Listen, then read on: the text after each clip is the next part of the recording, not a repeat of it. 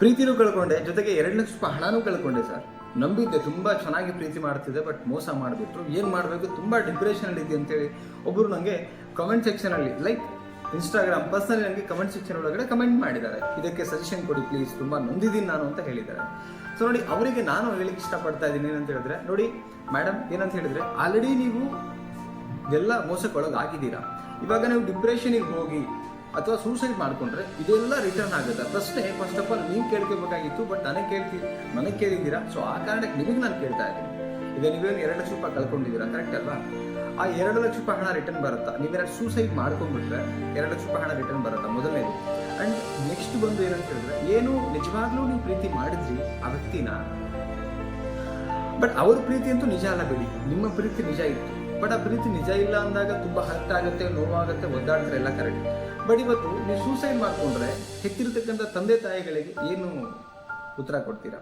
ನಿಮ್ಮನ್ನೇ ನಂಬಿರ್ತಕ್ಕಂಥ ತಂದೆ ತಾಯಿಗಳು. ಸೊ ಒಂದು ಕ್ಷಣ ಯೋಚನೆ ಮಾಡಿ, ಇವತ್ತು ನಿಮ್ಮನ್ನ ಇಷ್ಟು ಬೆಳೆಸಿ ದೊಡ್ಡವ್ರು ಮಾಡ್ಬೇಕಂತ ಹೇಳಿದ್ರೆ ಎಷ್ಟು ಪಡಬಾರ್ದು ಕಷ್ಟ ಪಟ್ಟಿದ್ದಾರೆ ತಂದೆ ತಾಯಿಗೆ ಮಾತ್ರ ಗೊತ್ತಿರುತ್ತೆ, ಕರೆಕ್ಟ್ ಅಲ್ವಾ?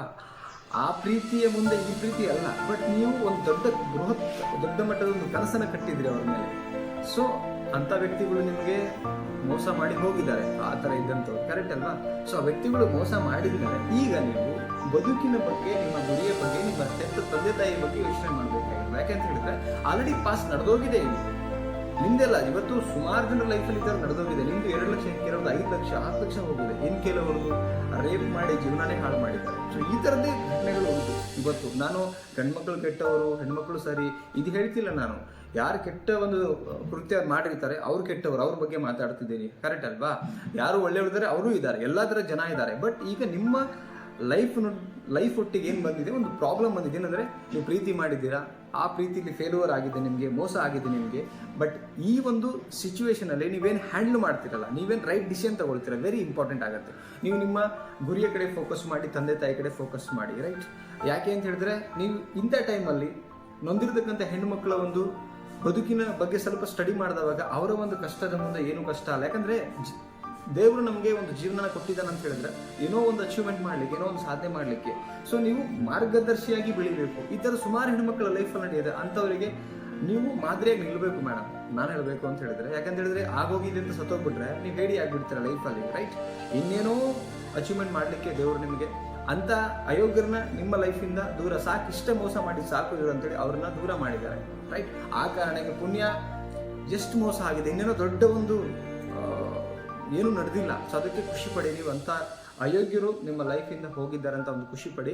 ಯಾವುದೇ ಕಾರಣಕ್ಕೂ ನೀವು ಸೂಸೈಡ್ ಮಾಡಿಕೊಂಡ್ರೆ ಯಾರಿಗೆ ಗ್ಲಾಸ್ ಹೇಳಿ ನೋಡೋಣ? ನಿಮಗೆಲ್ಲ ಸೂಸೈಡ್ ಮಾಡಿಕೊಂಡ್ರೆ ನೀವು ಸತ್ತ ಹೋಗ್ತೀರಾ ಅಷ್ಟೇ, ಬಿಟ್ಟರೆ ನಿಮಗೆ ಮೋಸ ಮಾಡಿದವ್ರಿಗೆ ಏನೂ ಆಗಲ್ಲ. ಆ್ಯಂಡ್ ಹೆತ್ತ ತಂದೆ ತಾಯಿ ಜೀವನ ಪೂರ್ತಿ ಕೊರಗ್ತಾರೆ, ರೈಟ್? ಅವರಿಗೆ ಮೋಸ ಮಾಡಬೇಡಿ. ನೀವು ಯಾರೋ ನಿಮಗೆ ಮೋಸ ಮಾಡಿದ್ದಾರೆ ಅಂತೇಳಿ ಹೆತ್ತ ತಂದೆ ತಾಯಿಗೆ ಮೋಸ ಮಾಡೋಕ್ಕೆ ಹೋಗಬೇಡಿ. ಸೊ ನಿಮ್ಮ ಜೀವನದ ಬಗ್ಗೆ ಫೋಕಸ್ ಮಾಡಿ, ನಿಮ್ಮ ಗುರಿಯ ಬಗ್ಗೆ ಫೋಕಸ್ ಮಾಡಿ, ಹೆತ್ತಿರ್ತಕ್ಕಂಥ ತಂದೆ ತಾಯಿ ಮೇಲೆ ಫೋಕಸ್ ಮಾಡಿ, ಮುಂದೇನಾಗಬೇಕು ಅದ್ರ ಬಗ್ಗೆ ಯೋಚನೆ ಮಾಡಿ. ಈ ನೆನಪು ಬರಬಾರ್ದು ಅಂತ ಹೇಳಿದ್ರೆ ಕೆಲಸದ ಕಡೆಗೆ, ಗುರಿ ಕಡೆಗೆ ಫೋಕಸ್ ಮಾಡ್ತಾ ನೀವು ಒಂದು ಚೂರು ಯೋಚನೆ ಬರಬಾರ್ದು ಅದ್ರ ಮಧ್ಯೆ. ಆ ಒಂದು ಕೆಲಸದ ಮಧ್ಯೆ ನೀವು ಬಿಸಿ ಆಗ್ತಾ ಹೋದರೆ ಈ ಹಳೆಯ ನೆನಪುಗಳು ನಿಮಗೆ ಕಾಡಲ್ಲ, ಓಕೆ? ಸೊ ಈ ಒಂದು ಸಜೆಷನ್ ನನ್ನ ಕಡೆಯಿಂದ ನೀವು ಒಂದು ಕಮೆಂಟ್ ಮಾಡಿದ್ರೆ ಸಿಕ್ಕಿದೆ. ಸೊ ಇದೇ ಥರದ್ದು ಪ್ರಾಬ್ಲಮ್ಸ್ ಆ್ಯಂಡ್ ಮರೆಯಲಾಗದಂಥ ನೋವುಗಳಿದ್ರೆ ಸೊ ಕಮೆಂಟ್ ಸೆಕ್ಷನಲ್ಲಿ ಕಮೆಂಟ್ ಮಾಡಿ, ಡೆಫಿನೆಟ್ಲಿ ಟ್ರೈ ಮಾಡ್ತೀನಿ ನಿಮಗೆ ಉತ್ತರ ಕೊಡ್ಲಿಕ್ಕೆ ಅಂತ ಹೇಳ್ತಾ, ಮತ್ತೊಂದು ದುಃಖಕರವಾದ ಆ್ಯಂಡ್ ಮೋಟಿವೇಟ್ ಆಗಿರ್ತಕ್ಕಂಥ ಸ್ಟೋರಿ ಒಟ್ಟಿಗೆ ನಾನು ಸಿಗ್ತೀನಿ. ನಮಸ್ಕಾರ.